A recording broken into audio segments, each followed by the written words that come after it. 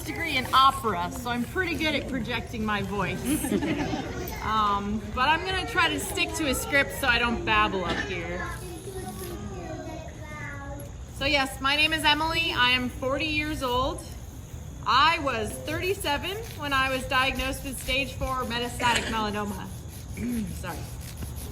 It was a perfect storm of mistakes and circumstances that, COVID layoffs and just a genetic predisposition for ignoring issues and keeping going no matter what. And that's what led me to that point. I had what the dermatologist had called cysts, and they removed the first one from my shoulder on August 5th, 2021. And they had plans to remove the rest of my cysts later. But on August 18th, the dermatologist called me into the office. And since that office plays music in all their exam rooms, my diagnosis is forever linked with Whitney Houston's How Will I Know? After I met my oncologist, she sent us home with a printout of survival rates. She had suggested I do a certain treatment, but my husband and I took that printout of graphs of survival rates and discussed the odds of my survival over diner omelets, as if that's the most normal thing. I started what was planned to be 4 rounds of Opdivo and Yervoy, which is the Ipi-Nivo combo, if anyone here has had the later stages. After my second round, the genetic predisposition to grin and bear it left me avoiding the hospital for too long when I was actually very sick. 2 treatments in, I had colitis, hepatitis, sepsis, and I also had a primary adrenal insufficiency that I will have for the rest of my life. And I'm not actually upset about that because I got to be alive. So after those 2 weeks in and out of the hospital, kind of near death, I found myself only a couple of weeks away from a yearly concert I sing with Boston Baroque, which is Handel's Messiah.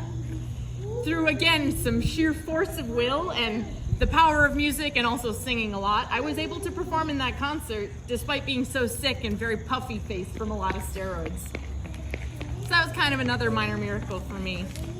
The oncologist cut the Yervoy after those 2 treatments because obviously it was far too toxic and it would have killed me. And despite the challenges and pain of that treatment, I'm so thankful it was available because it was effective. I ended up taking 24 rounds of Opdivo that only completed this past December. And although mine is just one person's story of so many here, I will give you some of the lessons I learned from it. One is that immunotherapy can be a miracle, but it's also not.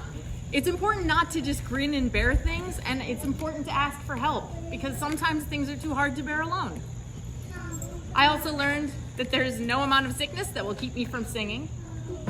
I learned the most important lesson, which is that your health is not just about you, it's about your community, because you don't go through cancer alone. Every time you go through cancer, you may be staring death right in the face yourself, and going through the treatments yourself, but your whole community is going through it with you. Sorry. And I'm just really lucky to be alive right now when we've had the advancements that we've had, because I probably wouldn't be here for much longer without them. And scientific discoveries like immunotherapy don't just happen overnight, and they have to have money to happen.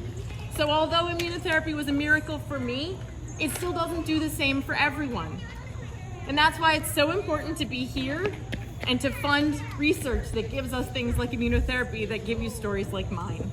So thank you so much for being here. Thank you for being a part of the community and helping fund this research. Thank you.